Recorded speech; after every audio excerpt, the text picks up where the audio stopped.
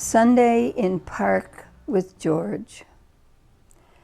There is a space alongside George, an angled invitation made by his careless, ready arm on the long seat back, and his torso warm beneath an ironed shirt. As he drives, I slide in increments to join him there.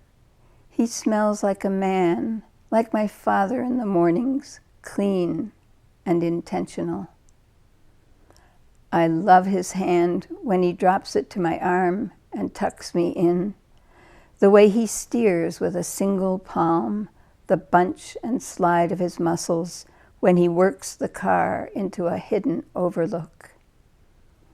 I love the easy way he lifts me to kiss, the tilt of my face under his, the curve of my neck, his big, sly thumb moving slowly in circles under my ear.